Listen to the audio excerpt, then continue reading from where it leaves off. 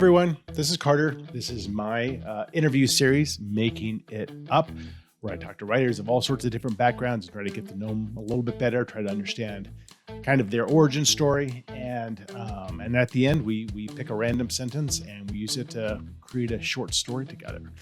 So today's episode features Mark Stevens, who's a buddy of mine here in Colorado. Mark was one of the first people I talked to for this interview series, so I'm glad to launch his episode. I think I got to know Mark when I started getting into writing, and I joined the local chapter, the Rocky Mountain chapter of the Mystery Writers of America Association, and for which Mark was president. He served as president of that for quite some time. So he was very involved in the writing community, and I just kind of gravitated towards him. I didn't know him that well, but every time I talked to him, he just seemed like such a genuine guy, a very nice guy, and a very prolific writer. So over the years, we've had chances to spend a little bit more time together. Mark is probably best known for his series, the Allison Coil mystery series, which include titles like Antler Dust, Lake of Fire, and the Melancholy Howl. And he's a multiple finalist and award winner of the Colorado Book Award. He's won the Rocky Mountain Fiction Writers Writer of the Year. And his whole life is kind of writing. So he does.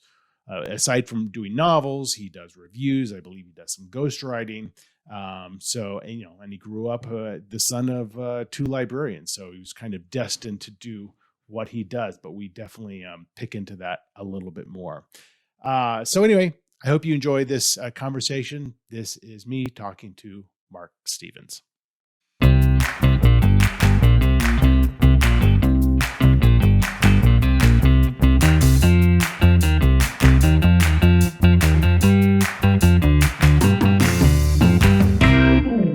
There's a face I haven't seen in a while. How's it going? Good. How are you? Good. I could do the headphone thing too. And whatever's most comfortable for you. As long as we can hear each other, that's all that matters. Yeah. How's life in the great Southwest? It's great. Really good. Really good. Yeah. Enjoying it a lot. We just had a ton of snow though. So what does a ton of snow mean down there? Well, the Wolf Creek ski area, which is an hour east of here, has 200 inches now for the year. And but here we've probably had 15 inches in the last 4 or 5 days. So oh wow. Yeah. Did you have one of those big fancy plows that you attach to the front of a big old pickup? We have what's great is we have the pickup now, a 93 F-250, which is a great pickup truck. We need to put a plow attachment on it, but for now we're paying our neighbor and he really appreciates the work. Okay. Yeah. Good. I spent an hour and a half yesterday digging out his quad, which is what he uses to plow.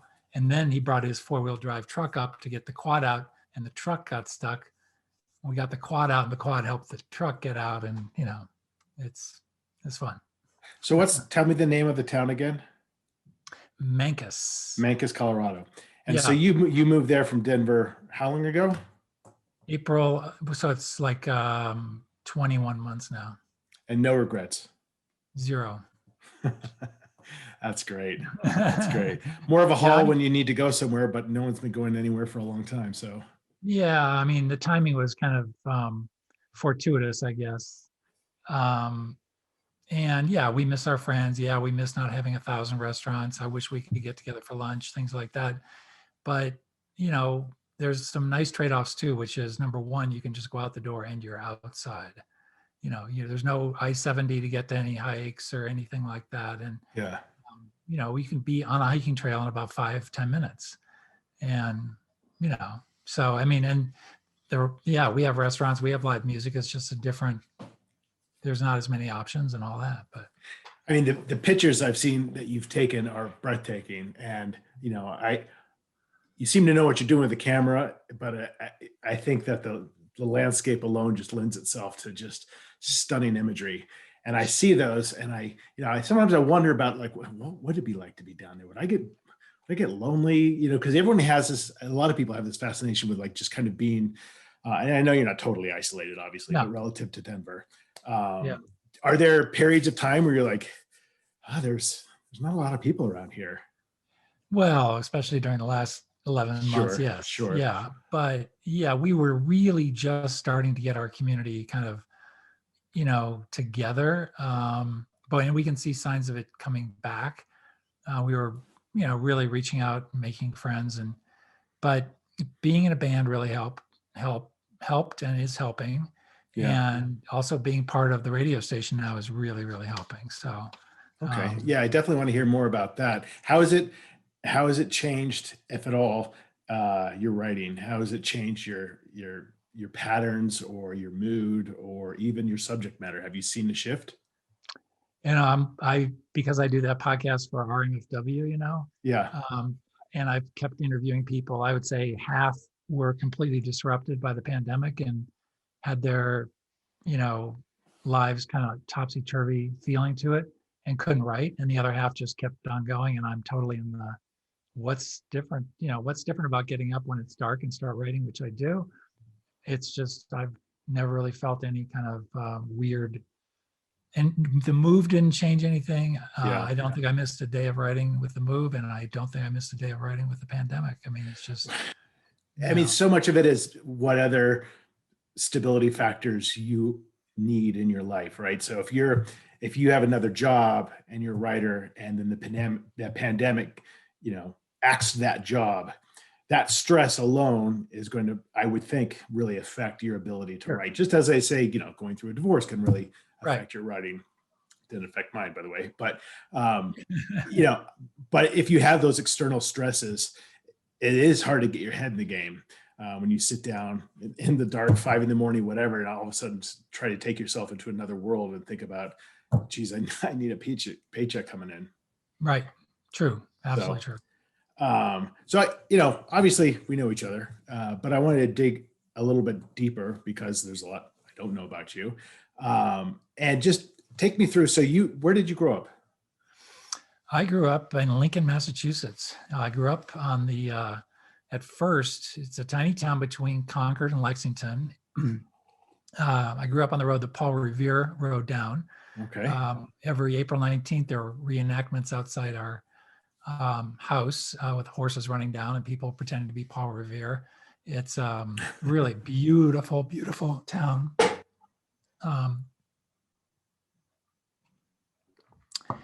Very high, kind of upper middle class town. Very lucky to be the son of two librarians. Both loved books, loved reading, loved learning. Really just made a point of school and education for us kids. I had two brothers. How many?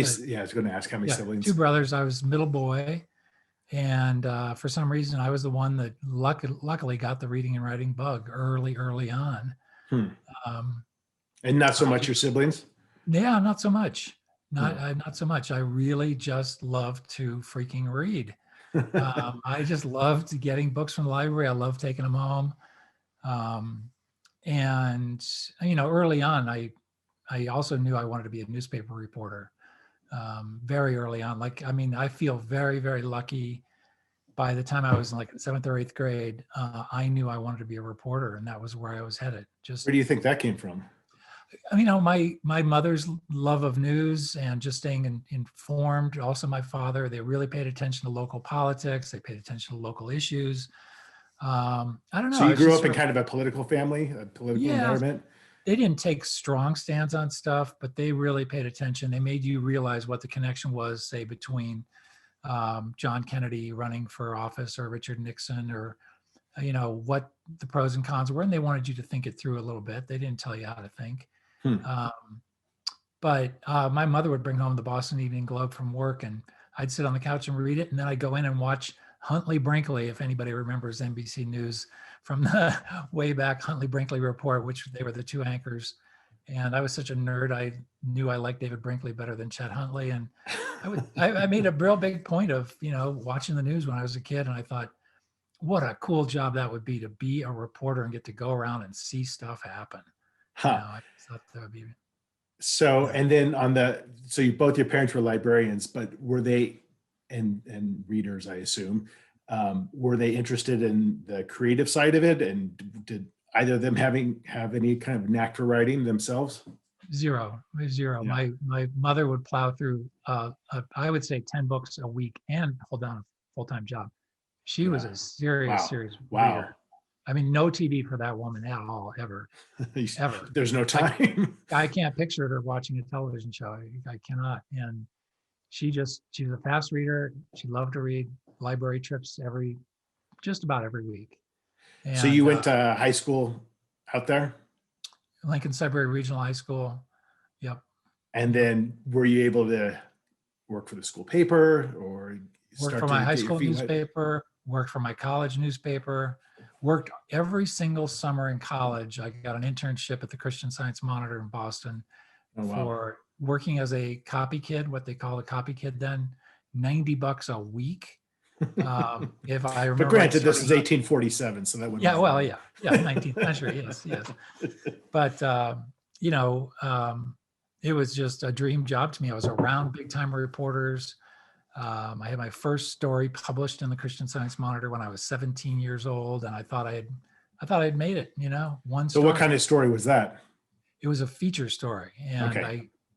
totally just a little feature story. But the next year, I'd written maybe 2 or 3 stories, and then my third summer, I was regularly contributing, and they offered me a job right out of college as a reporter. And I, even though I was out on bail when I graduated from college, and nobody really knew about that fact, What's the story behind that? We can edit anything out. Did I mention that I was out on bail? I shouldn't have done that. That you still are? Yeah, I still am. They're still trying to track me down for a, no, I'm just kidding. I did get arrested. I did get booked. I had, in celebration of finishing 4 years of college in this small town in Illinois, our friends were out carousing, and we were throwing bottle rockets out the car window. As and one does. One bottle rocket happened to land on the hood of a police car that was quietly waiting in the bushes. What are the odds? So, yep, I had to pay I think it was a $40 fine and plead guilty, but I was out on bail until the Monday after graduation. Okay. And then apparently that didn't hamper your job prospects. It didn't. So you started working. So you started writing. You were started as a journalist. Were you hired in a particular area of journalism? I was hired at first to cover environmental issues in the New England area, in Boston, and that also meant general assignment things would come up from time to time. So a little politics, a little this, a little that, whatever they might come up, and I was eager to take any assignment I could get. I loved writing and getting bylines, and then I got transferred to Los Angeles. And after 3 years in Boston, I got transferred to Los Angeles, and I was the only news correspondent in LA, and then they had one in San Francisco. And between the two of us, we had the entire Western United States. We had Denver, anything west of Denver in the United States was anything, we could cover any story we wanted to. So for 2 years, I bopped around the West and did a lot of writing from Southern California. And yeah, just, it was in heaven. So when did during all this time, and what's so interesting to me about coming up through journalism and through that kind of work is you become an expert in research, which is something that I personally hate. I don't like research. You're not going to see a lot of research in my books. Carter, it shows. Okay. I know. Well, so the thing to do is you write from a point of view of an everyday person, so they don't necessarily know what type of gun is being held to their face. Yeah. But I have so much awe and respect for people who can really get into the weeds on research. And what I found in talking to other authors is those who do that, they do it mostly because they love the research. They just want to learn everything that there is, even if they're going to use, 1/100th of what they learned. Right. So during this time, were you thinking about writing fiction? Had you wanted to write fiction? What was kind of that evolution? Yeah, the evolution to actually think about writing fiction didn't happen until after I moved to Denver, leaving the Monitor, took a job at the Rocky Mountain News in Denver. A good friend of mine, a lifelong friend I'd known from Massachusetts, childhood buddies. We wound up being reporters together at the Rocky Mountain News. And he was really into crime fiction and really, really into it. And he started turning me on to some writers. And I had always liked kind of big fiction, big mainstream fiction. You know, I really didn't poo-poo the genre or anything, but I just didn't know it. And then I really got into crime fiction. I thought, this seems like something I might be able to try to do. And I just had a little notion go off like, how hard is this? Because I'm freaking entertained when I read this stuff. Huh. I want to see how hard it is on the other side to tell a story. So Did you know what it was that was entertaining you so much? I missed the question. Do you know what it was that when you're reading crime fiction, like what was hooking you so much into it? Was it the mystery of it? Was it the procedure of it? It was the characters, and in particular, Patricia Highsmith. I mean, I would just get lost in her characters. And I would do the kind of book where you're deep into her character and the psychoses of her bad guys. And I would just forget I was reading, totally forget. James M. Cain, the same kind of stuff. You know, I love Ross MacDonald, John D. MacDonald, Elmore Leonard, those early Elmore Leonards that are just like Unknown Man number 89, books like that. The really early raw Elmore Leonard just took me away. Yeah. So I like the ego here, right? Because some people I've talked to, they got into writing because they'll read a book and they'll say, I can do this. The book is stupid. You're reading books that are awe-inspiring and you're like, maybe I can do this. So that's that. So what was your first strike at it? And was it short fiction or did you go straight to, I'm going to write a novel? Straight to, I'm going to write a novel. And it fits in with the journalism career too, because after I left the Rocky, after 3 years of being a news city hall reporter for the news, I got a job in television working for public broadcasting for the McNeil era news hour back in the 80s. And for 6 years, most of 6 years, I flew a ton. I flew all over the country, lots to Latin America, Mexico, even South America one time for a story. And I was spending all this time on airplanes and I started writing by hand. I just would sit there and, I mean, to me, it was a great way to use up the time. So I'd listen to music on my headset, start writing on the plane or even in the airports. And that just became a habit. And I'm convinced that's why in 1984 or 5 is when I really started to bear down. And I finished a novel in about 6 years. In fact, I quit my job at PBS when I got my first agent in 1989. And I thought the agent, big time New York agency, still exists. They read that book and they said, we can sell this. And I said, well, I've got an idea for number 2. So I'm going to leave that job and I'll more quickly produce number 2 by. Number 2 being part of a series then? No, just a second idea. Okay. Yeah. And so I bartended for a year at the Wing Coop Brewing Company right after it opened. And I wrote a second novel in about a year. And, you know, by then it was just, writing was just, I was just in love with it. So, but. And so, go ahead. I didn't get published till 2007. So there's a lot of mistakes coming. That is not an unfamiliar story. No. And so when you're sitting down to write your first book and you're attracted by the characterization of the books that you're reading, is that your initial focus as opposed to saying, okay, here's the mystery, here's the story, here's the suspect? Or are you, hey, here's a person who's in my mind and I want to write about this person and see what happens to them?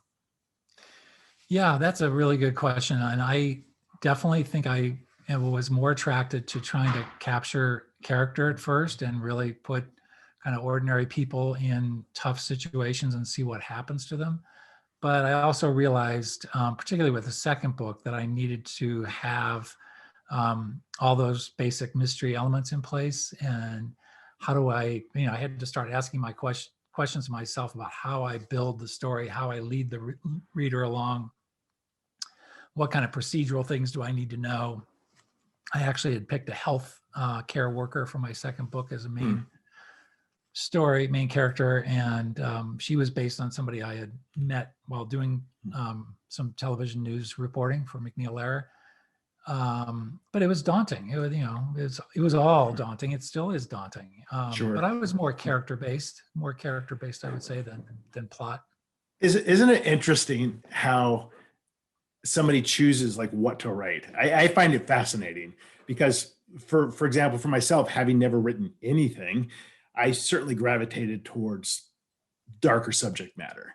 Mhm. And I can't really tell you why, because I like to read all sorts of different things. And you're kind of the same way. You seem to gravitate towards, you know, you can write great characters in any kind of scope of book, but you appreciate conflict Yeah. because it propels a story. I mean, that's how I feel as well. Like I love conflict because it's gripping. And maybe just because I can't write a good book without conflict, and more talented people can. But do you ever go back and look at like, you know, what if I had just gravitated towards writing those broader themes? You call it literary fiction, and that's what you know, the great American novel. That's what you're attempting to do. You ever go back and just think, I'd love to shift to do something totally different, or I really enjoy the realm within which I write? Well, yeah, there's a lot there. Yes, I do. And my last finished project was actually not crime fiction, which was a book about baseball. Mhm. And out of the blue, this idea just came to me in a conversation with a friend. He had half the idea. I went home that night, and the other half just came to me literally like a lightning bolt. One of those moments where you just say, "Oh my gosh, now I see the whole book." And literally in a 24-hour period. And had that ever happened to you before?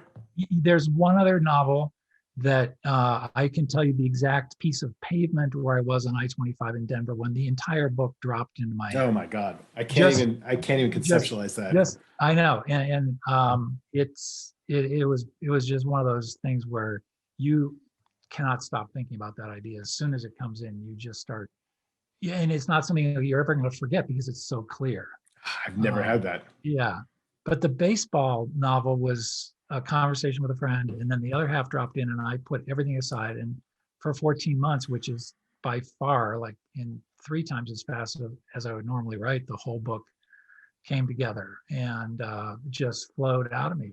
And I think partly because I'd already done a fair amount of writing, I kind of knew what I wanted to do, and I could just see it. I could just freaking see it. So God, that's just amazing. yeah, but conflict, back to the issue of conflict, I had to have a major conflict. I would not, I don't know if I'd call the baseball book literary fiction. I might. That's a stretch. I hope it's just a good story. But the main thing about crime fiction is with conflict, you've got to have a finish of some sort, even if it's a little bit open-ended or kind of weird. And a literary fiction, to me, when I pick up some of these big novels that are beautifully written, it's kind of like, you know, you've got a beginning, a middle, and then sort of another middle. And there's no real end. And I don't know. I like Do ends. do you? Yeah. Well, that there's most people do, right? But do you Yeah. ever? So sometimes when I'm writing, I don't like. I like something that might feel like an ending to me might not feel like an ending to three-quarters of the reading audience. And to me, it's quite clear what happened, or there's beauty in the ambiguity. You know, Right. because I'm somebody who loved the ending of Sopranos, or you know, Me these too. shows where you're like, I don't quite know what happened, and I love that it Yep. can just be my own agency that determines that. Right. But then some people get all pissed off because they don't know, you didn't spell out. And sometimes when you're writing, you feel a little bit like, all right, do I really have to spell this out for you? But you realize like, yeah, sometimes you do. Yeah. Yeah. Yeah. I like, that's a really perfect description. I like that a lot. And in fact, the ending, if you can, if there's enough information in the book, so the reader should know what happens, why spell it out? I mean, there's a line that George Saunders, the short story writer, says that, you know, if you're doing it right, it's like a motorcycle with a sidecar. The reader should be right there with Yeah. you, and every bend and every turn they should know, and they should know your character well enough to anticipate what they're going to do and how they're going to feel if you're really bringing them along. So if you have to spell out the final coup de grace or whatever it is, maybe you can just leave it right before that. Yeah. And there's also the lost perspective in terms of you're sitting with, I mean, a novel for years, and you have your own clarity about it, and then you give it to your editor, and your editor says, oh no, we got to change this. And you have to really be, I've found that you have to really be open-minded and understand how to take feedback, how to see it from how to empathize with different perspectives other than your own. And also how to be easy to work with, because that's a big part of the publishing industry. You can be brilliant, but if you're not easy to work with, people don't want anything to do with you. Totally. But do you submit books and then get feedback from an editor, and then are you generally, yeah, that makes sense, your points make sense, or is there a lot of pushing back? I love editors, and I love good editors, and I have good editors, and I trust their view. I don't take everything, but I really believe in feedback. I believe in trusted beta readers first. And then my agent is phenomenal reader and analyst. So is the assistant he works with. Then they read at the same time, and you get terrific feedback. And it might lead to another 6 or 9 months of work when you thought you were done, but you're not done. So that's okay.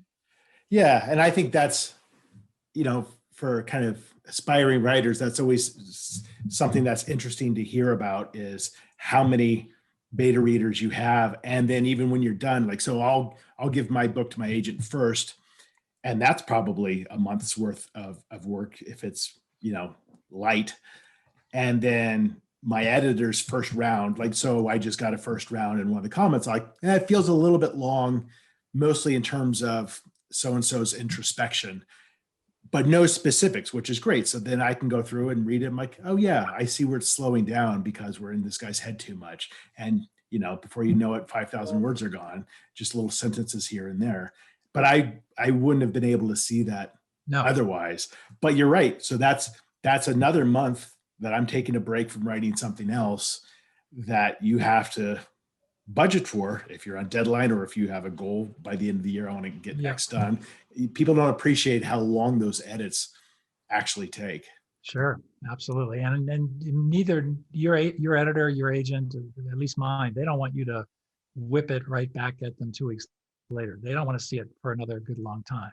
Yeah. And even if those changes don't require much more than a month, say I would sit on it for 3 months and then say you worked on it for 3 months and send it back, because they don't want to see it right away. They've got other things. Yeah. And that's something I struggle with, because I am so goal oriented, and so anything that's in my face, I have to get out of the way.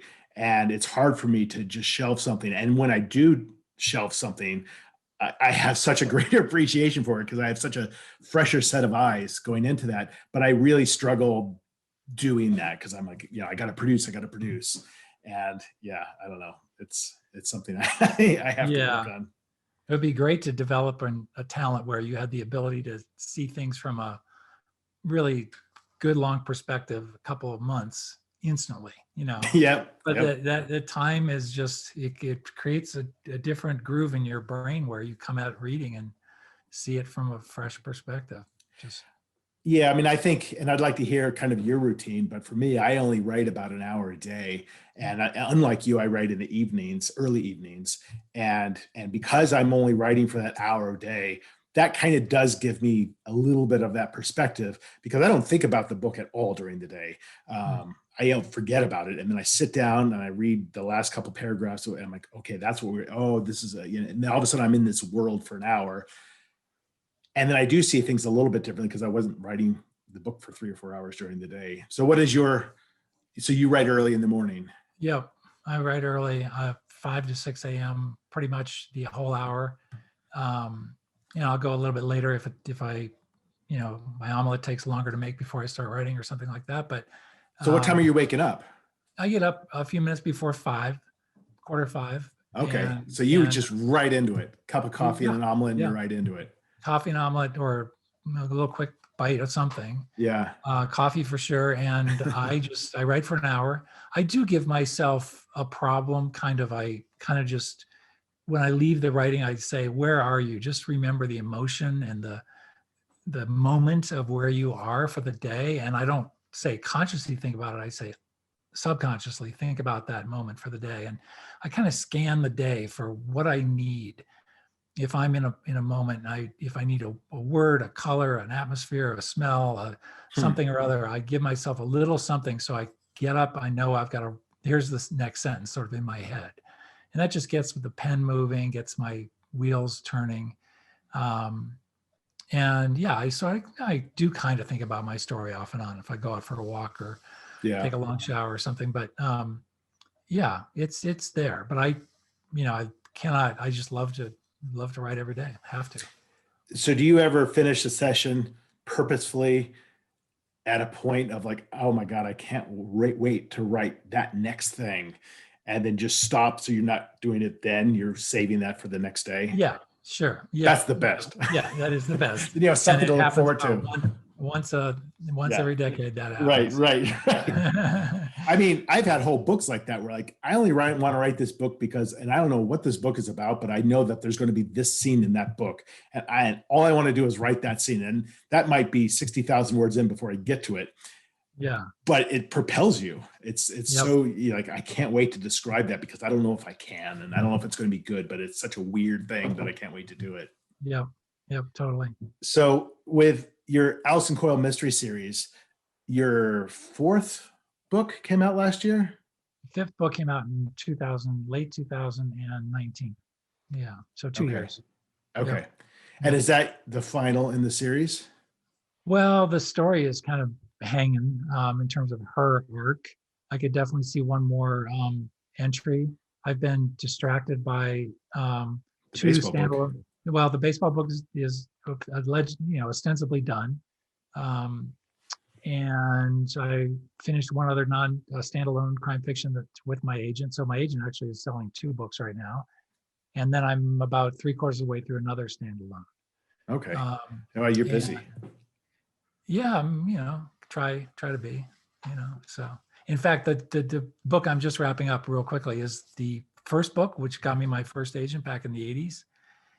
That I wrote on the airplane. It's still a hell of a book, and it's just been completely rewritten, top to bottom, front to back, and still the core story is the same. But did you bring it up to date? Yeah, bring it up to date. Yeah. Learned so much about writing in the last 25 years or so. So why not apply it? Yeah, absolutely. Hey, so. I want to talk about Gary a little bit because I see his face right behind you there, Gary Riley. And so, do you want to just tell a little bit about how you got to know Gary and kind of Gary's legacy and what you've done with it? Yeah, just real quickly. I mean, to me, it's a heck of a story, but one of my biggest mentors, inspirations was a guy named Gary. There's him as a young man. Gary Riley. Gary Riley, Reilly, from, met him in Denver, the most passionate fiction writer I've ever met, and I'll prove it to you. The guy wrote 25 novels before he passed away, none of which were published. And how old was he when he passed away? He was 61, I believe. Mm-hmm. We're coming up on the 10th anniversary in March of his passing. He passed away in 2011. And the guy he consumed fiction like nobody's business.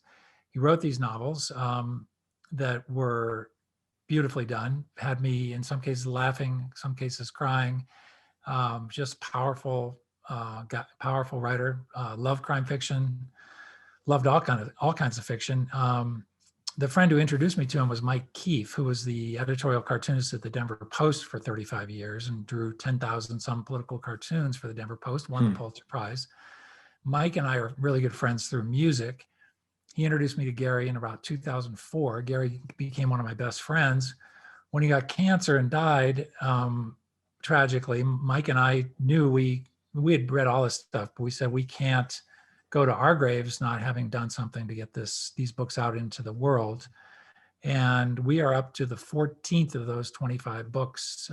You started your own press in order to do this. We started our own company. And if you look up Gary Riley, or The Asphalt Warrior is the name of his major series about a cab driver in Denver. Very, very funny books that have won praise, and National Public Radio has featured them, and all sorts of great reviews around the Denver Post called Gary Riley a master wordsmith. I mean, we could go right on down, but just a phenomenally talented writer. And it's so great to see his works reach an audience.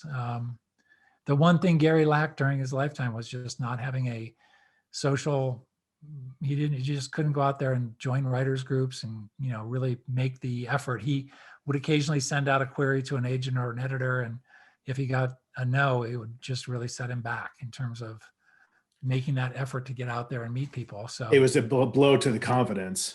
yep. Even though that's 99% of the time, that's what happens. Yeah. With sure, every writer. Yeah. Yeah. It's all about attitude. And so he'd take out his frustration, go write another novel. And, Wow. And I can certainly attest to his writing ability. It's phenomenal. I've read him and enjoyed his work quite a bit. But it's so interesting to me that you've done this and that you've launched this venture. And like you said, you're on Gary's 14th book. Now, how does that process work? What format did he leave these manuscripts behind? Ooh. Digitally? Yeah, well, digitally, yes. And he would actually have this process where he would, when you asked him to read one of his books, he would actually print it out on a printer in the size of a paperback so that he could then cut out every page, bind it, and give it to you like it was a real book. He had a way of printing the front and the back so that the margins were the same when he bound them and paginated. It was incredible. But in order to do what we're doing, we have to go into his digital files. Right. And when he passed away, he was using late 1990s computers and already a decade over. Yeah. Old software. So we've had to really do some archaeology to pull these things out. Go ahead. In one case, we had to scan and digitize, and it took a long time, but it was worth it. Wow. And then what's the editing process like? Do you go through and edit them heavily? Do you go through and edit them lightly? Do you feel, it's hard to do this because he's not having to say in this? Yeah, you could actually pick up any of his books and read them and get the story. They're really super clean, but still everything needs editing. We do a very heavy edit. We have a woman in Toronto who's become part of the team. She would normally charge us 5 times what she charges us because she loves the project so much. She's a fastidious, phenomenal editor. And we go through and we discuss different things and different issues that we come across in the story. We really want to put out a product that is as high a level as we can possibly put out. And that's been our goal all along. And it's a longer story, but for the first few books, we were teamed up. We were a subsidiary of a Boulder-based publisher called Big Earth. And then Big Earth ran into financial troubles. We were distributed through Big Earth, everything. And now we've been released and we're on our own as a company. So we do what we want to do, which is put out high level quality books. And so far, so good.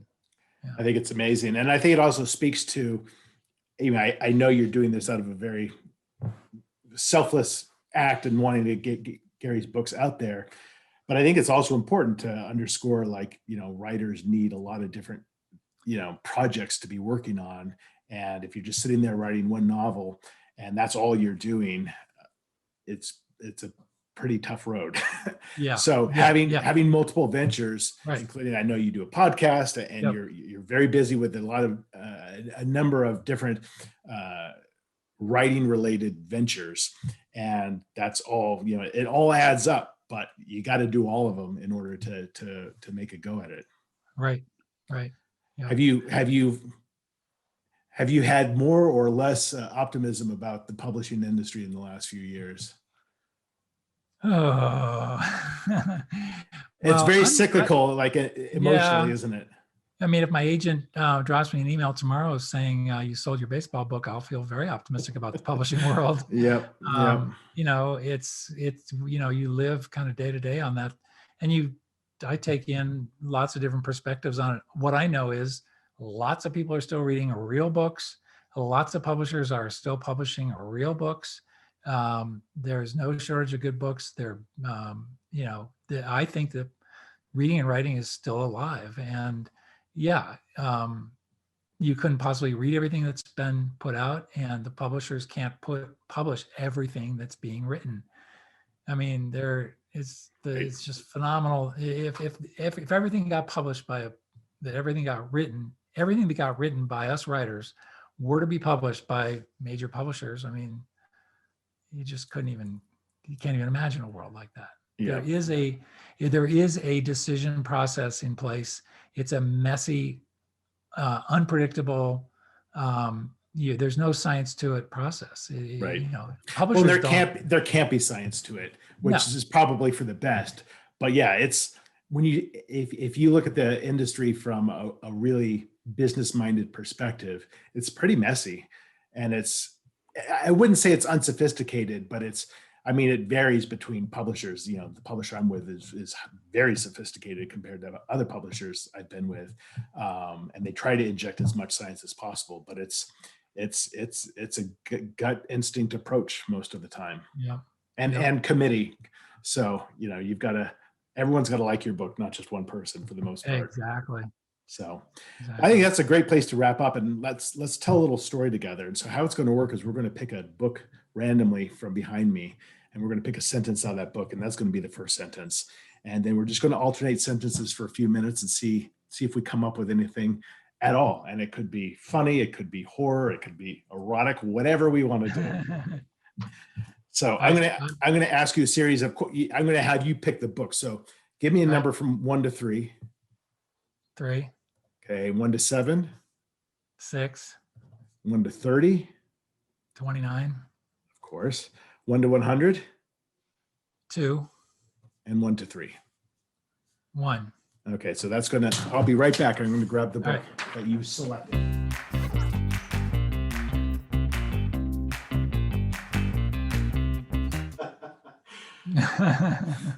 All right, so this is going to be a tough one. So this is the Cinema of Stanley Kubrick. So not a novel. No. But can I quickly interject? Yes. I have our new puppy, 5 months old, has a vet appointment in about 20 minutes. And it's about a 10-minute ride. Okay. So we'll do 3 minutes here. All right. You got okay. it. So page 2 and sentence number 1. Maybe we can pretend Kubrick's the character. All right. Kubrick had always been interested in films. And since he was 19, he'd been obsessed with them, spending 5 evenings a week at the Museum of Modern Art, looking at famous old movies. Or at least that's what he told everybody he was doing.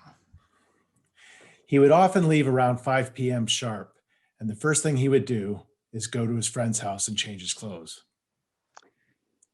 Because his friend, who was very much into fashion, at least that also was sort of a front.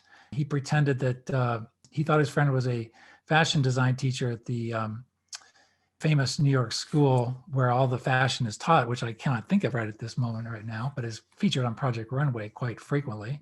Kubrick, whose parents were very strict and very cautious about exposing him to anything unusual, would have been horrified by the fact that Kubrick went over to his friend's house with the fake career.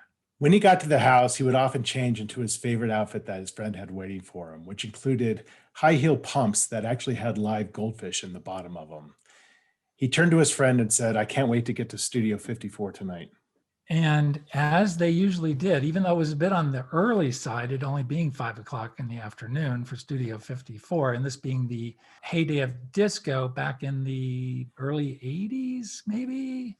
Somewhere in there. Yeah, sure. They like to make a scene, and they wanted to be first in line. They knew that the ropes, if you were first in line at where the ropes were and the security bouncers, checked everybody at Studio 54, they had a much better chance of partying the night away. All right, let's leave it there. I think that sounds like a very intriguing alternate reality for Stanley Kubrick. I love the goldfish. The goldfish were a nice touch. Hey man, thanks for talking to me today. It was good to catch up with you. It was good to see your face. It's been too long. Really great, Carter. And good luck to you, and good luck this year with the new one. I can't wait to read The Dead Husband. Oh, I appreciate that. Hey, enjoy your new puppy. I'm a Carter Wilson completist. Thanks. Oh, you're too kind. All right, Mark. Thanks so much. Talk to you soon. Take care. Yep. Bye. So that was my conversation with Mark. It was good to catch up with him. He moved down to southwestern Colorado a little while ago, so I don't get to see him as much in person anymore. So it's nice to at least see his face over video. And if you want to find out more about Mark, you can go to writermarkstevens.com. And if you want to find out more about me or subscribe to my newsletter, you can just go to carterwilson.com. More episodes of Making It Up coming out soon. Until then, take care.